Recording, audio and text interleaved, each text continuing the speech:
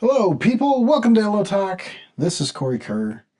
I drew a comic, but I want to talk about why drawing this comic is important. There's a lot of people that are really struggling with art lately. We're seeing people have comebacks, people leaving, people doing stuff. And anyway, I kind of went through something where I took a break from visuals and started writing a book, and then I'm back to illustrating again. So, as I was reading through some of my friends' struggles and decisions to either leave or not leave or stop or do something else, this story kind of developed in my mind as kind of an analogy or allegory.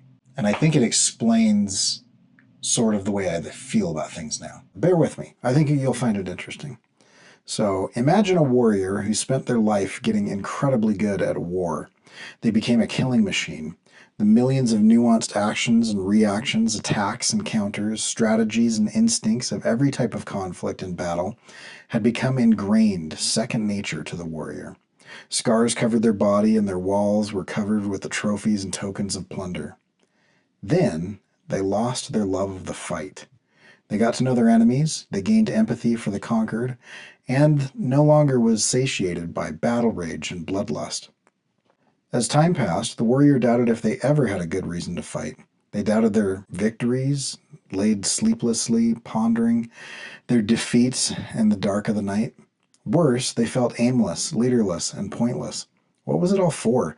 A life dedicated to killing? Hours, days, years dedicated in drilling, sparring, training, fighting, winning, and losing now felt wasted and pointless. The warrior had become a contradiction, the embodiment of death itself, who hated killing.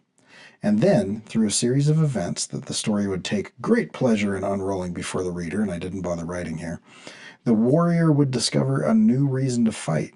Not to kill, but to protect. A lifetime of battle and training had led them to a crisis of faith in war, only to gain faith in something else. And that was worth fighting for. Not to kill, but to use the warrior's incredible abilities and hard fought knowledge to protect.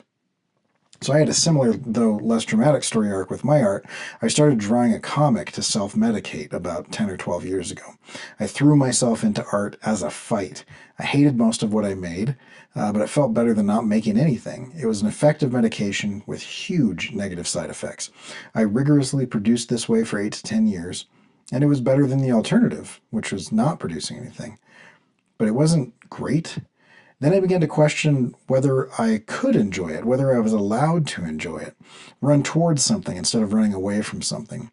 And through this line of thought, I stopped drawing and animating completely for the better part of a year while I wrote a book, releasing one scene or chapter at a time. And you can read that book at coreykerr.com/book. And it's good.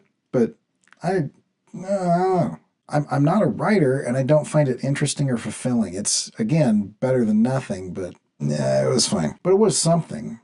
And then I went to a weird oddity shop with a group of friends, and we saw a bunch of stuff, and one of them was some insects, and then I drew a bug. Now I'm 12 chapters into my book and 19 pages into my comic, and somehow I'm enjoying the process, the results, and life.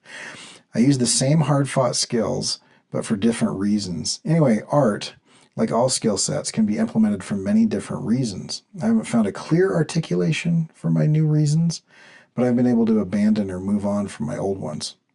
So it kind of reminds me of Sean Gordon Murphy's character, Thomas, in Punk Rock Jesus. He was a former IRA soldier, and then he found a new cause, and he's still brutal and violent, but with a new reason to implement his skills. Anyway, it just kind of had me thinking about this whole kind of process of kind of what I was going through, because I did the whole animated shorts, and then I did Esoteric Crumble Flux, where I was focusing on how society could collapse, and you can see all those things on my website. I got really down about deep diving down these rabbit holes about societal collapse. And anyway, writing the book about time breaking down was interesting, and I'll keep releasing chapters of that, but I'm actually really enjoying and very excited about this comic that I'm doing. It's the first long-form comic that I've touched in about a decade, and it's great. And I hope everybody reads it. And if you've listened to this far and you haven't read it, go read it. If you have read it, go read it again. And if you have read it and haven't commented, go read it and comment, because it's fun to kind of get feedback on that type of stuff.